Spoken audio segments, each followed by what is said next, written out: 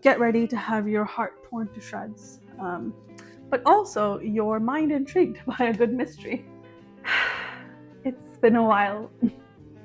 Hi everyone, welcome back to my channel. If you're new here, my name is Nikita, and on this channel we talk a lot about books, but in particular BIPOC books and South Asian books, as well as, what I like. So if you are new here, feel free to like this video, subscribe so you don't miss a video, and welcome to the first video of 2026.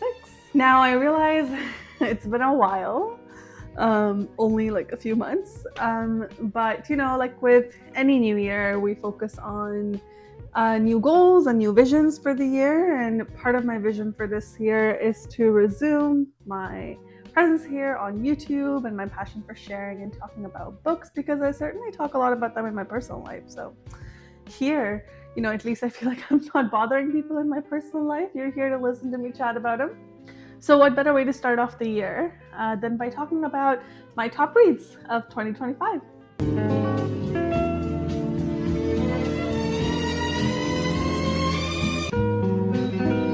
So a bit of stats here for you. So I have my little notebook where I usually write down my ideas. It's a little Muggle Studies notebook. It's very cute.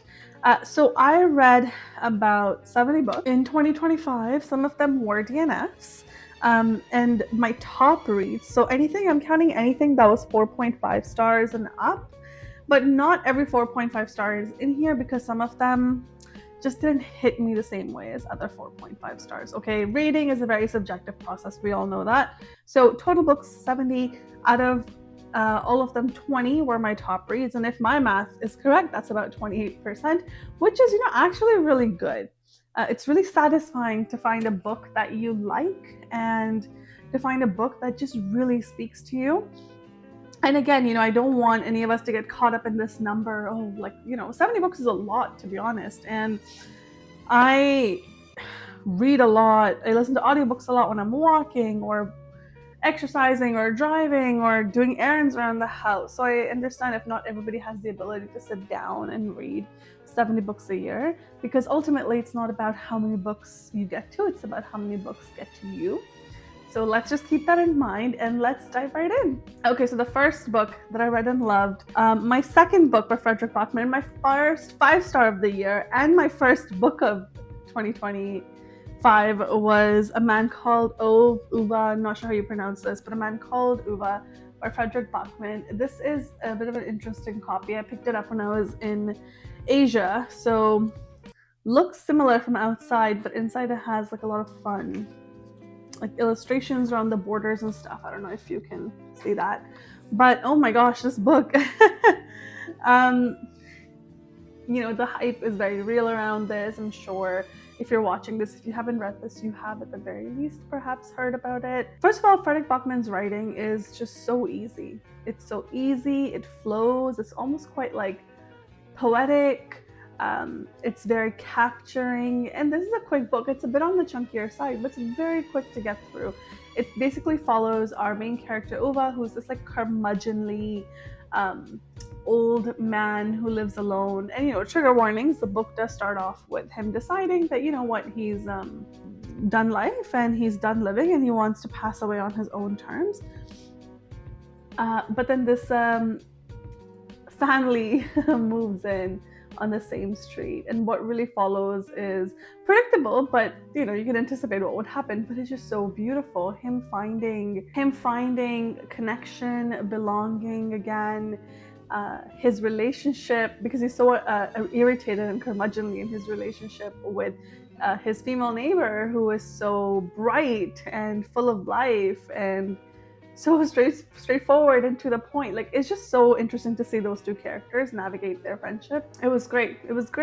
You're probably gonna sob a lot. I sobbed a lot in this book, to the point where I was reading it upstairs and my partner was downstairs and he could hear me the whole time, but he didn't realize I was crying. He's like, "Oh, I thought you kept blowing your nose. I thought you had allergies." I was like, "No, Nope, it's just this book. It was absolutely brutal, but you know what? A very beautiful story. And I am just so in love with Frederick Bachman. I feel like everything he's been writing, I have been enjoying, and I'm hoping to read more by him. My second 5-star of the year was not really very surprising if you think about it, but it was The Nightingale by Kristen Hanna. This book is all over the bookish space. Everyone talks about it, and you know what, like rightfully so. It was absolutely amazing. Very chunky, and I want to say it was my second Kristen Hanna. My first one was A Great Alone, which I still, to be honest, like a bit more than this one, but this was beautiful. This is a story that follows two sisters across a few decades, set around the time of World War II in Paris. And you know what, of course, like studied like history in World War II, and I didn't know too much about the German occupation of Paris and their presence in France. And from that historical perspective, it was very informative. And Kristen Hanna does a great job of of painting these like really nuanced, in-depth relationships and characters, and just seeing the journey of these two sisters who are so different from one another and how they are navigating the war was really fascinating. Again, very upsetting, really like an upsetting book. Beautiful, but really upsetting, gut-wrenching book. But a very important read. If you like historical fiction, if you like books set during like World War I or World War II, and if you enjoy like deeply complex, like nuanced characters and stories that span over decades, I think you would love this. Okay, my next 5-star read for 2025 was a bit of a change in direction. It's a genre that I don't typically read too much of, and that was science fiction. This is Station 11 by Emily St. John Mandel, a fellow Canadian author. And I gotta say, I was gifted this like a while ago.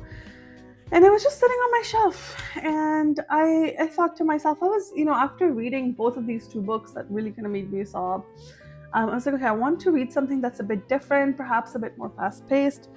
And this was really good. This left me also feeling a bit disturbed. If you haven't heard of Station 11, it's sort of like a post-apocalyptic novel. So we're not talking about like aliens and space, but we are talking about, this was written before COVID, but the book is focused on like civilization basically collapsing because of a pandemic. And it was, very reminiscent of COVID, I won't lie, like a lot of events in this book. And if COVID time is a huge trigger for you, maybe you're a bit more mindful going into this book. But it was imagine a much more aggressive form of COVID and the pandemic. And basically that's what happens in this book. Civilization basically collapses. Again, the story spans over a few decades, follows a group of characters who are navigating the collapse of the world. And it was really interesting because I think somewhere in the book it says that like 99% of Earth's population was wiped out or something wild like that. Don't quote me on that, but it was a very, very high number. In addition to being obviously eerie and disturbing and sad, the main characters that we follow, they all have something very different to offer, and you really kind of explore their journey, and not just their journey through the world really going to crap, but the journey of all of humankind and how humankind regresses significantly after something like this. I thought it was very fascinating, a lovely story about like human nature and one of the ways in which humanity can go if something catastrophic were to happen like this. So if you don't enjoy sci-fi because they tend to be too sciencey, you might like this because it wasn't super sciencey, but still had like that post-apocalyptic feel without it also feeling too dystopian or too science focused. Okay, the next 5-star I have was actually an ARC. So I received an e-ARC for this, and I went out and bought the book later on my own when it came out, but it was Julie Chan is Dead by Lian Zhang, another Canadian author. I absolutely love reading Canadian. I've read like quite a bit of Canadian authors in the last year.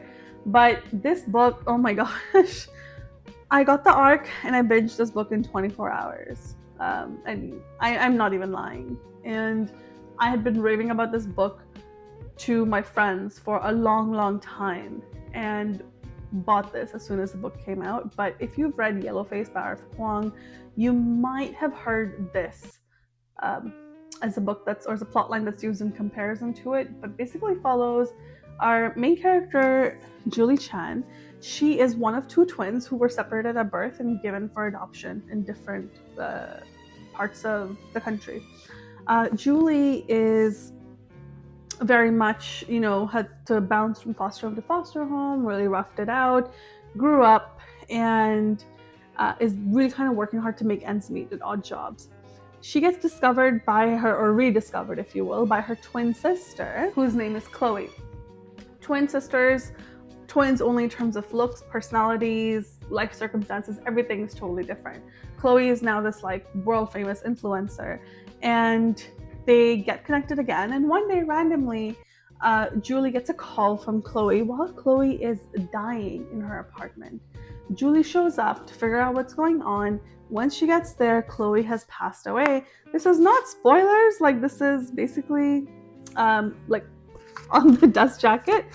So Julie shows up at the apartment and decides, like I guess any reasonable person would, to assume Chloe's identity. And so therefore, pretending that the twin that died was actually Julie, and she is now Chloe, and she starts to live her influencer twin's life. And it's really wild, like a wild ride. Again, if you like Yellowface, it kind of got weird at the end. This is the same. It's a bit of like a weird girl book. If you like Bunny and those weird books, you would like this. What I really loved about it was that it was so fast-paced. Really unlikable main character, but you empathize with her regardless. And it was just fun. Like, it was so fun to read. The author very well captured the culture around influencing and social media and influencers, and it was great. And everybody I recommended it to liked it too. So, you know what? It was worth the hype. And this was a debut novel, which I thought was really incredible. Okay, next up, I read another e-arc provided to me by Ned Galley, Julie Chan, and this one. So thank you to Ned Galley for these e-arcs. This next book was The Lights of Shantinagar by Nidhi Arora. This, again, debut author, never heard of her before, and it was lovely. This is sort of like a domestic drama, if you will, without necessarily being too dramatic. It follows our main character, who's this young woman who gets married. So this is set in the 90s, and she gets married into this joint family. It's set in India, in Delhi, I believe. And she wants to study like physics, and she's so philosophical, and really it's one of those books that, yes, it's plot driven for sure, but a lot more of it is character driven, and you really see her trying to navigate her seemingly conflicting desires between being part of this family and also asserting her independence. It wasn't so much social commentary as it was just coming of age, if you will, even though she's of age, but this character is just navigating life. And it was so lovely to read about her and all the stories around the people around her, because she not only lives in this like joint family, but she also lives in this neighborhood. In India, they're called colonies. And so she lives in this neighborhood, and just, seeing all the characters there as well, and their lives and their complications. I thought it was an absolutely great story. I have not seen it at my local bookstores, which is why I don't have a physical copy yet, and I don't really want to order it off of Amazon just yet. So I'm gonna wait, and whenever I do get my hands on it, I would love to, because I thought this was a lovely, fresh, relatable story. Okay, the next book that was a 5-star for me was by a new author again, and this one is A Burning by Megha Majumdar. This book actually got quite a bit of awards on Goodreads, and usually the books that I read a lot or really love don't always end up on like Goodreads award lists, but this one did, and this was very well deserved. Now, this is a book that has a lot of triggers, so just be cognizant going in, but this is a really nuanced and complicated story about this main character, Jeevan, who's this young Muslim girl living in India. And the book starts off with her getting arrested for her involvement in a terrorist attack. And she is claiming like her innocence throughout. But that's how the book starts, and she's arrested because they have proof that she was involved with this terrorist who bombed a train. And it follows her, and another main character is this teacher from her school who seems to be very opportunistic. I'm not going to say too much about this. I will say try to go in blind if you can, but some of the major themes here include like class, obviously religion, fate, corruption, justice, this, you know, minority Muslim woman living in India, how she's really targeted for all sorts of things. It's very like political as well. Again, it can be a bit of a difficult read. Somebody I know was quite disturbed after reading it. It was great. I'm not going to say it was lighthearted. Maybe it's not everybody's cup of tea, but if you like anything by Jhumpa Lahiri or Yagazi or Tommy Orange, you would really like this. Very sort of like hard-hitting books that are really going to make you think and reflect on the political and cultural realities of the world that we live in. Okay, the next 5-star that we have is Fundamentally by Nisaiba Yunus.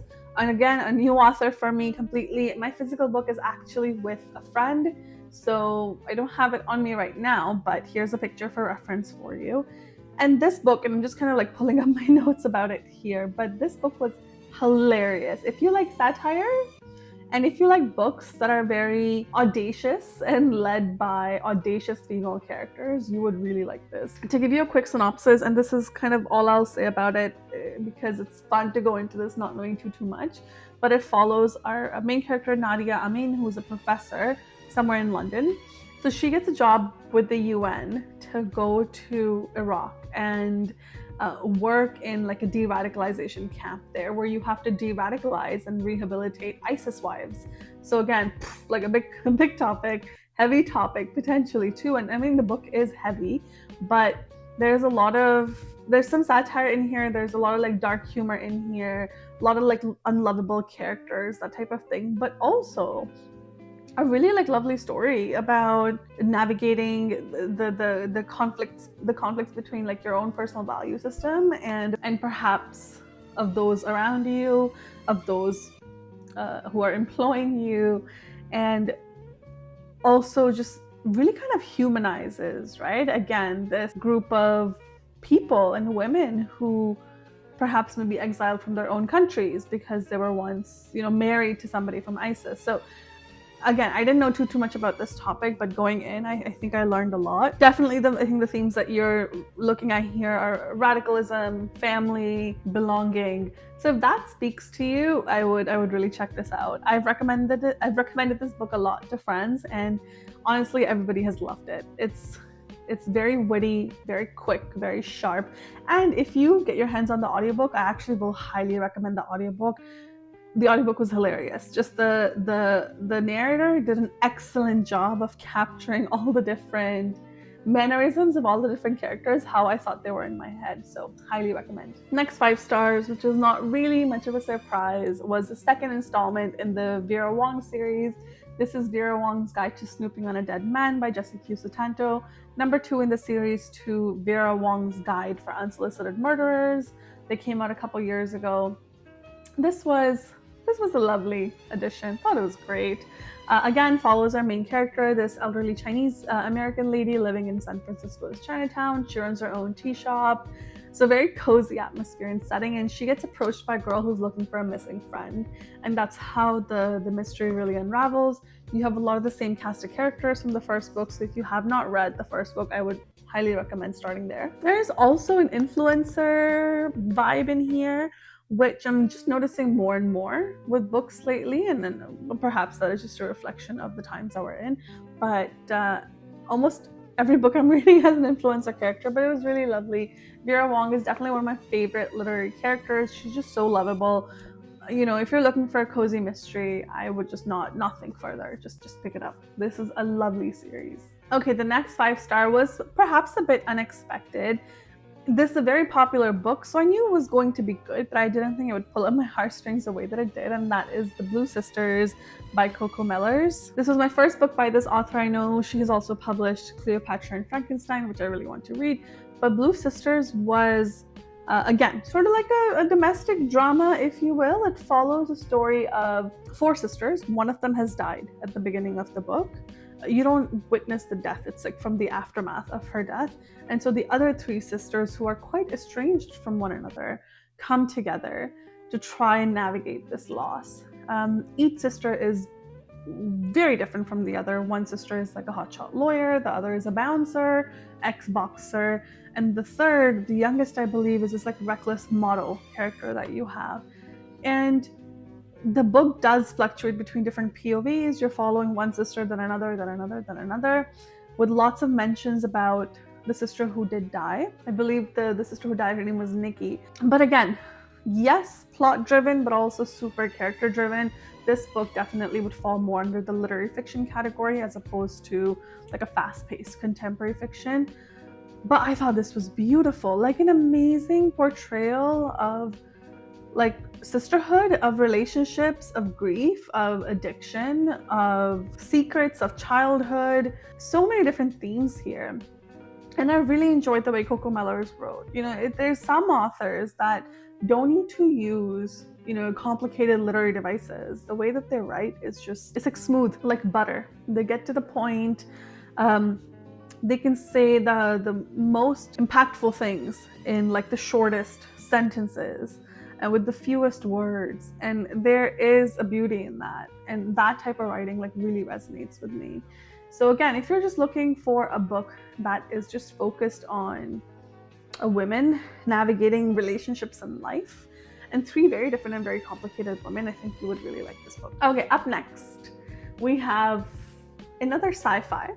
So another popular book I picked up and I read and I loved was Project Hail Mary by Andy Weir. Wow, this book was great. So I had a lot of misconceptions going into this book. I thought I was not really gonna like it. I have a friend who just kept raving on about this book for years. Okay, so I think last time he mentioned it to me was like 3 years ago, 2 years ago, and I really owe this to him because he was just going on and on and on about it. I said, fine, I will, give it a shot. I was in the mood for a totally different genre. So, and I really enjoyed reading Station 11 earlier on in the year. So I said to him, okay, you know what, fine, whatever, I'll read it. And did I read it? I went through it again in a couple of days, and this is a big book, okay? This is like 465 pages, okay? It's a big book. There's a lot of physics and science in it. I absolutely hated physics in high school. I never took it after high school. My least favorite, and I still really enjoyed it. So if for some reason you haven't heard of this, Project Hail Mary is a movie also coming out in March of 2026 with Ryan Gosling, I believe. Yeah. But the book really follows our main character, Ryland Grace. He wakes up. The book immediately starts off with him waking up, coming to consciousness in the middle of nowhere, in space. He is alone. He doesn't know why he's here. He doesn't know who he is. And he doesn't know what the heck he's doing on a spaceship in the middle of space. And that's how the book starts. And there's so much deduction and problem solving that is happening.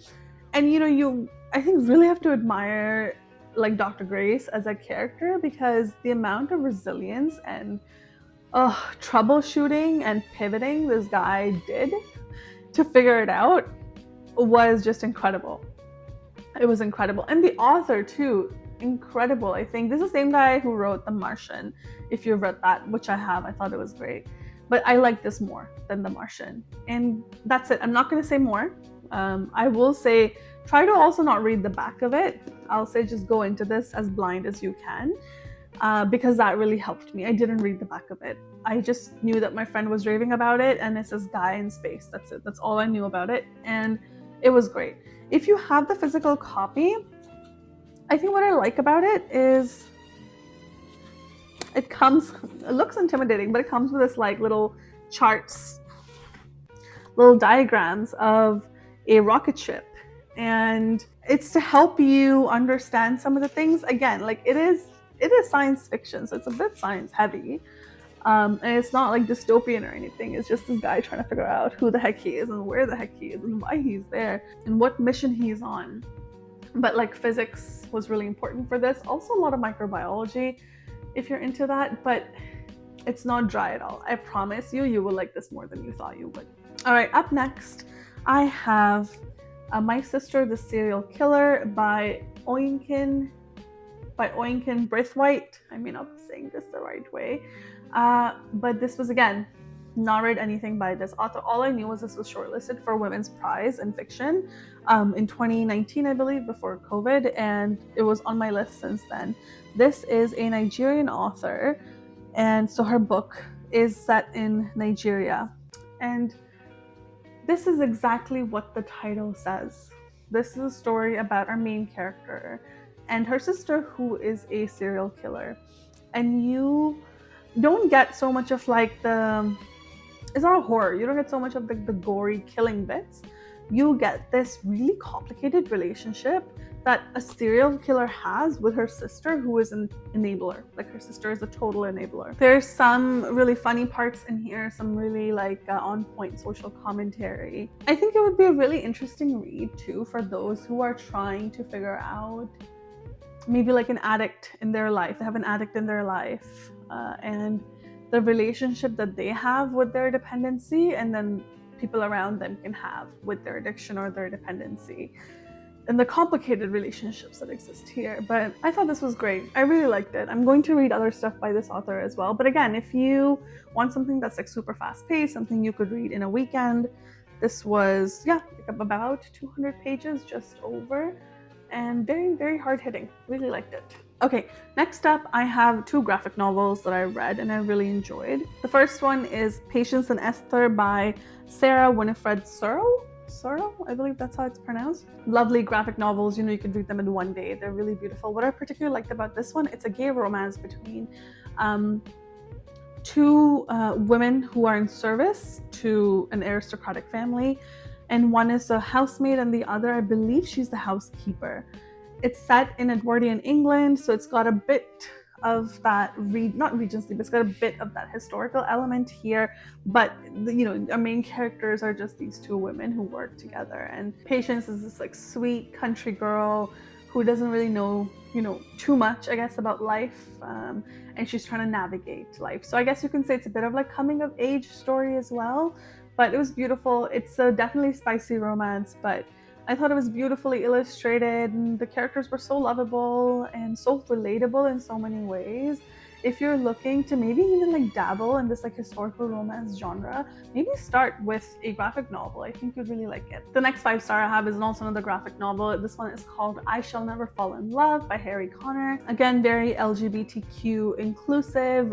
It is a romance again, and this is sort of like a spin-off of Emma, which is what I really liked about it. You've got, queer main character, you've got that historical setting, you've got Jane Austen vibes, which was great. And again, beautifully illustrated. Highly recommend.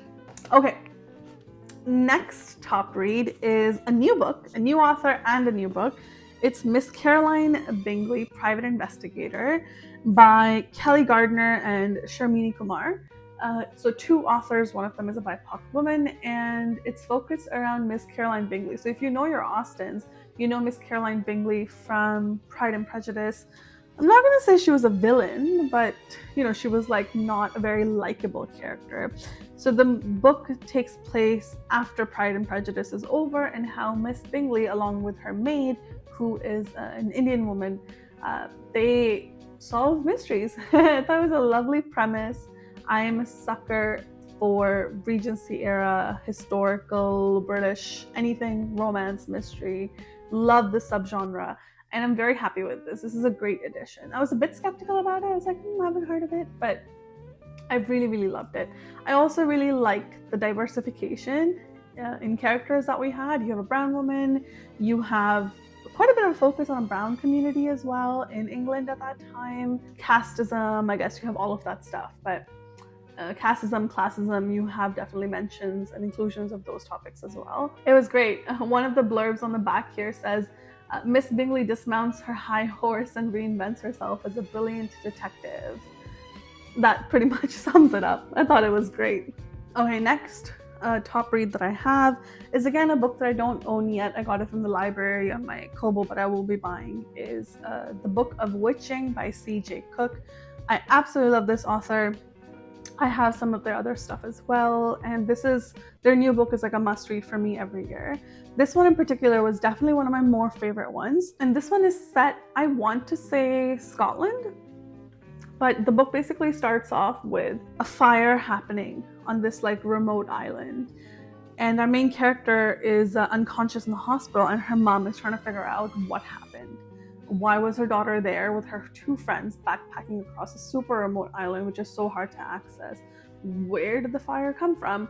And what really is happening here? I will say go as blind as possible, but to give you a bit more, I guess, meat here, CJ Cook's stories tend to be a bit genre bending. So you've perhaps got some elements of science fiction with some elements of magical realism with maybe some fantasy. So you get a bit of everything, and of course these are all like mysteries and thrillers to begin with at their core. But I guess as the mom is uncovering what happened to her daughter, she learns about that island's past and history of that island, and where they executed a lot of women for witchcraft, and very intertwined historically with the present day as well. This is a great book to read around the spooky season. Okay, perfect. Almost done. We have 4 more books to go. I feel like I've been talking for like 20 hours.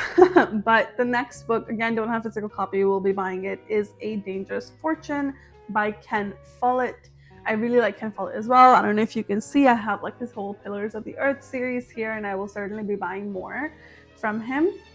This is one of his older works. I think this is his book from the 90s, so nothing new, but amazing. Again, set in Edwardian England, so late 1800s. His books tend to be chunky because they follow same families for decades, if not generations.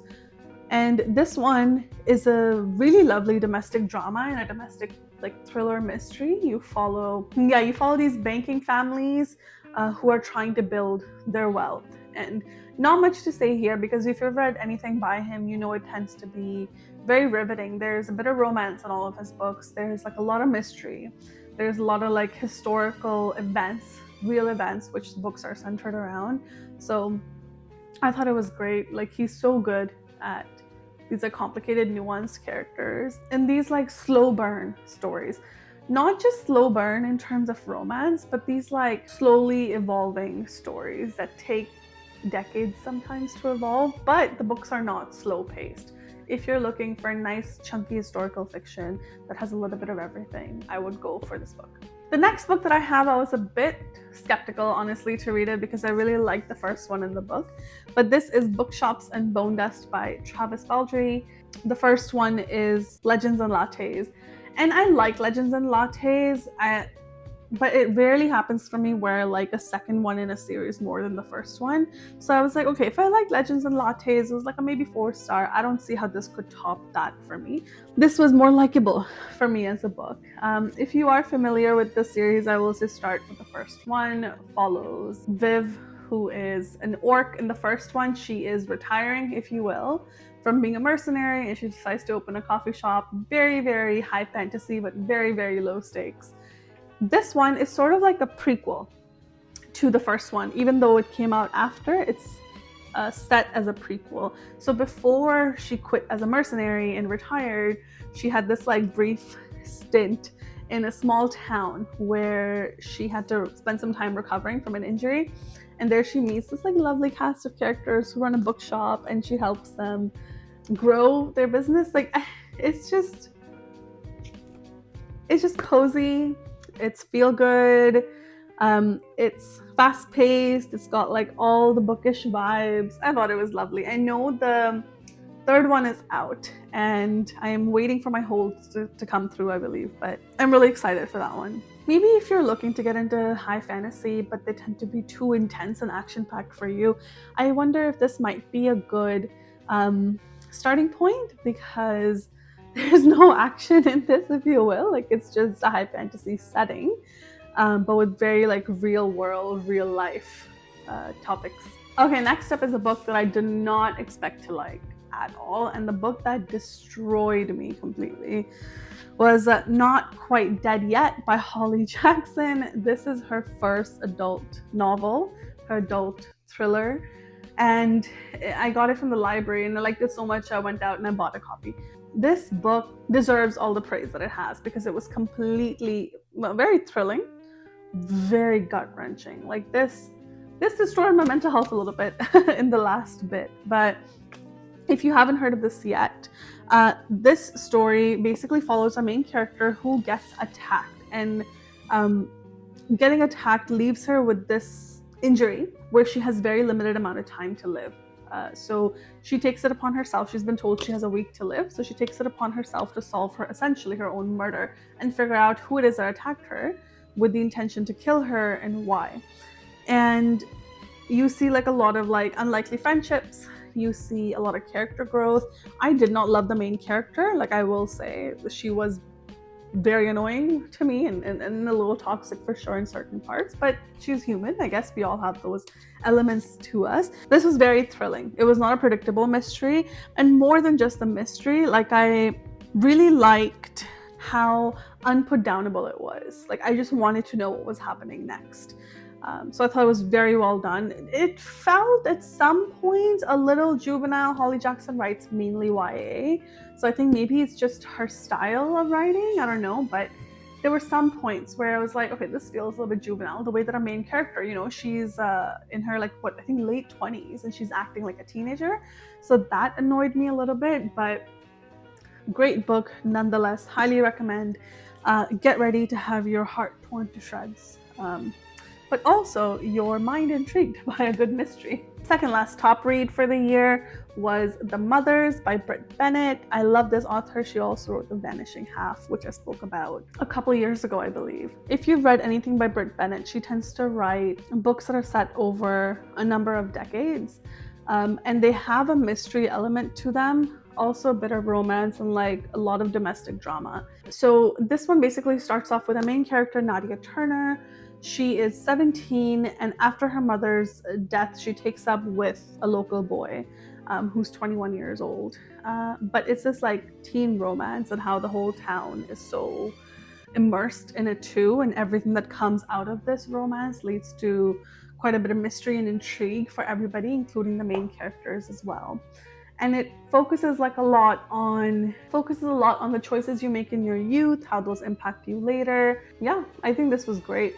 If you are looking for just like a no fuss, easy read, but that's also intriguing and is not just like a page turner, but really makes you reflect and think. I thought this was great. And actually, this was her debut. Vanishing Half was her second one, which was very impressive. And the last top read of 2025 was The Whisper Network by Chandler Baker. I had this book on my shelf for years and I never read it. You can even see the pages are yellowed from like the sun exposure, or like the top half. This book, I believe, was more popular when the whole Me Too movement was happening, but it's technically a mystery, but I categorize it as literary fiction, or I guess as contemporary fiction. It's basically about a main character, Sloane, who's a lawyer. She works with her other friends who are also lawyers, and all women. And the whole culture of sexism and sexual abuse in the workplace, that's the big theme here. So of course, you know, all the trigger warnings, but this is actually written by a woman who's a lawyer herself, and though it's not inspired by her true story, but she did say, you know, this kind of stuff does happen. So it's very thrilling in the sense that beginning of the book, you know, like somebody dies and they're part of this workspace where there's a lot of secrets and whispers around these guys in power and how they actually misuse their power. And here are these three women trying to navigate it all. So I thought it was great. I thought it was definitely layered.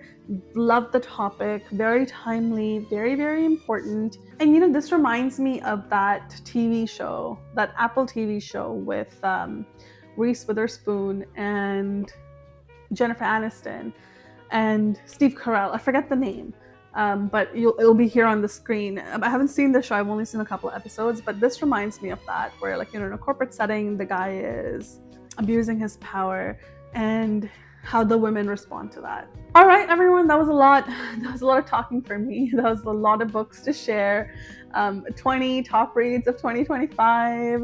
I hope you liked this video. I hope there were some books in here. Let me know in the comment section which book you're gonna pick from this list if you had to pick one. And please let me know what were your top reads of 2025. I'm always looking to grow my TBR for 2026. Once again, thank you so much for being here. Stay tuned for my next video. And if you like this video, please like and subscribe. It really helps me out a lot. Thanks. Bye.